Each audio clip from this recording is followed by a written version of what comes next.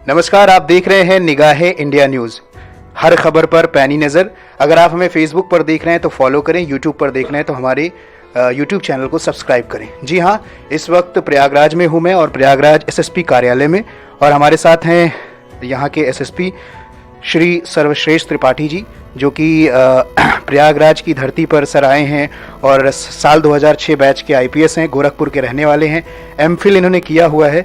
Sir, इतनी सारी पढ़ाई करने के बाद इतना बड़ा कार्यभार आपको मिला है, कैसा लगता है? पढ़ाई का कार्य भी एक तरह से सेवा का कार्य है।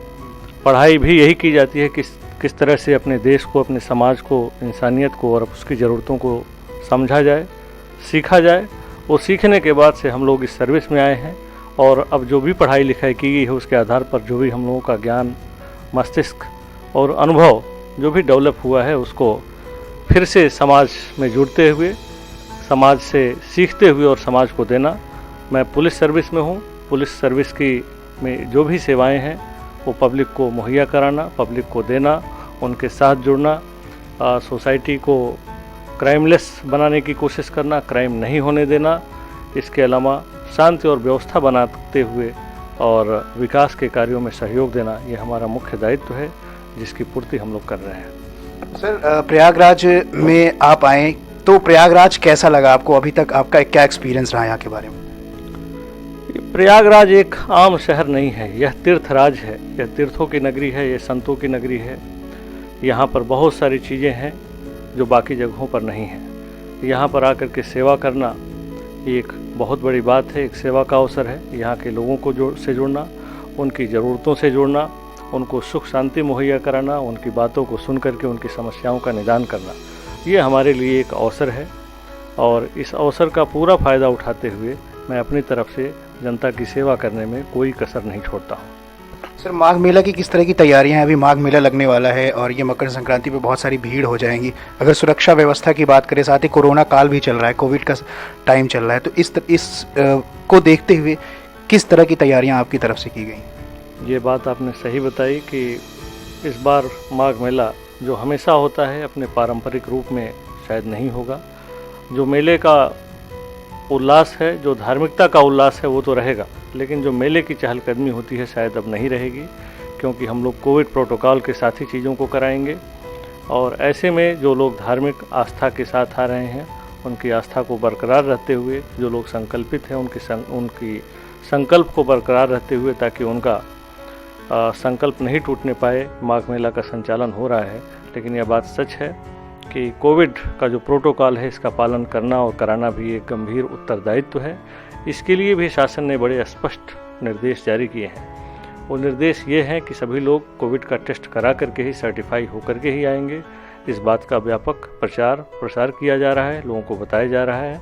हम लोग भी मेले में इन चीज़ का ख्याल रखवाएंगे, फिजिकल डिस्टेंसिंग का पालन करवाएंगे, पुलिसिंग भी करेंगे, इस बात को देखेंगे कि लोग सोशल डिस्टेंसिंग के नियमों का पालन करें, ये लोग कोरोना प्रोटोकॉल के नियमों का पालन करें, और सभी लोग जो लोग आ रहे हैं वो लोग सर्टिफाइड होकर के ही आए, ताकि ऐसे लोग जो लोग आ रहे हैं, बुजुर्ग लोग, वृद्ध लोग, अगर ऐसे लोग संक्रमित होते हैं तो इससे एक बड़ी समस्या पैदा हो सकती है। इसके साथ ही हमारी जो पुलिस व्यवस्था है उसके लोग भी, जो लोग आ रहे हैं, उनको भी किसी तरह का संक्रमण ना हो, ये भी उनको समझाना, बताना कोविड प्रोटोकॉल के बारे में, और डिस्टेंसिंग मेंटेन करते हुए या अपने आप को सुरक्षित रहते हुए जनता की किस तरह से सेवा किया जाए, इस बात के लिए भी उनको तैयार करना, उनको एजुकेट करना, ट्रेनिंग देना, ये सब हमारे उत्तरदायित्व और कार्यप्रणाली के पार्ट हैं। तो हम सब पूरी कोशिश करेंगे कि हम लोग इसमें खरे उतरें। सर, ये भी कहना चाहूँगा, कुछ लोगों की शिकायतें छोटी छोटी हैं। कुछ लोगों का कहना है कि कहीं पुलिस वाले जैसे गोलगप्पे खा रहे हैं, बीच में एक न्यूज़ भी वायरल हुई थी कि मास्क को लेकर ये जो पेनाल्टी होती है का ले लेते हैं और बहुत ज़्यादा कड़ाई कर देते हैं। और कुछ लोगों का ये भी कहना है कि पुलिस वाले एक चौराहे पे वो खुद नहीं मास्क लगाया, लेकिन मास्क को लेकर चेकिंग करते हैं। तो इस चीज़ को लेकर क्या कहना चाहेंगे? इसके आपके प्रश्न के कई सारे पहलू हैं। मैं यही कहूँगा कि आप कोविड नियमों को आप खुद देखें, खुद पढ़ें, और उसको ले करके जो ऑनरेबल कोर्ट की गाइडलाइंस है उसको जब आप देखेंगे, पढ़ेंगे, तब आप समाज के लोगों को जो ऐसा कह रहे हैं उनको भी आप भी समझा पाएंगे, और फिर मैं जवाब देने की स्थिति में भी होऊंगा, क्योंकि जो कोविड गाइडलाइंस हैं वो गाइडलाइंस सबके लिए हैं, सबको अनुपालन करने के लिए हैं। अगर हम अनुपालन कराते हैं, उसमें कोई शिकायत करता है, तो मैं चाहूँगा कि आप भी हमारी तरफ से आएँ, उनको बताएं कि ये रूल जो बने हैं ये आपकी सुरक्षा के लिए बने हैं, ये आपके लिए बने हैं, इसलिए नहीं बने हैं कि आकर के पुलिस इसका अनुपालन कराए।